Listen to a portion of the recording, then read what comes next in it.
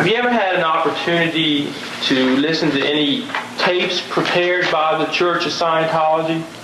Yes, they have quite a few tapes that they put out. Have you ever had an opportunity to listen to a tape? See if you recognize this particular tape. This is a tape called "Can We Ever Be Friends?" And I bought this tape for my parents.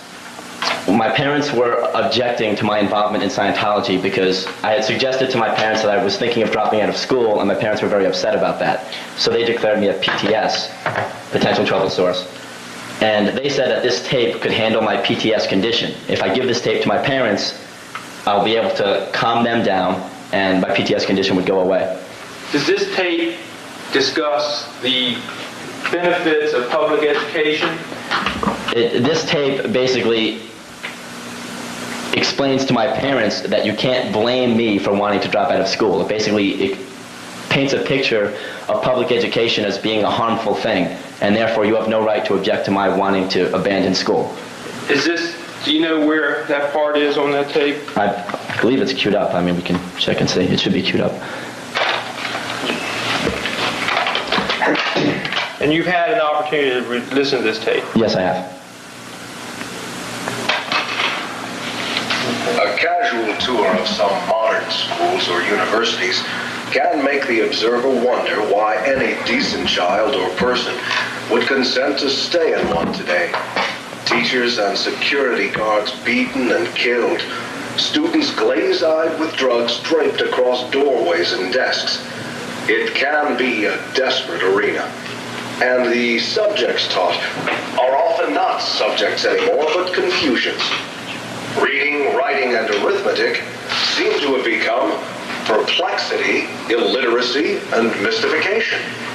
In the war-mad days of 19th century Germany, the psychologists spawned the technology of degrading all men to animals. He is in charge of your schools today.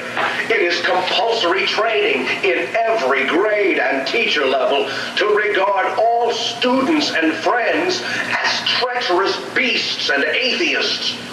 Where the older generation did not stem this rape of education, should they criticize members of the younger generations who draw aside from the beast to attack it in the flank and try to civilize the monster their betters supported and helped create? The schools the taxes pay for today are not the schools the older generation has such fond memories of. Bust and beaten and dismayed, going nowhere, learning nothing, at vast parental expense.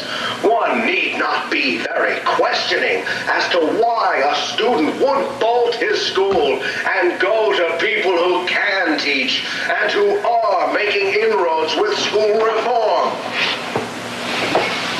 One can hide and pretend and say, without any inspection of evidence, that Scientology is not doing anything about it.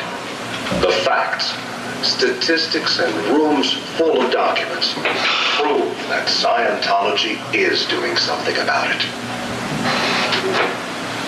That's the end of that side of the tape. Thank you.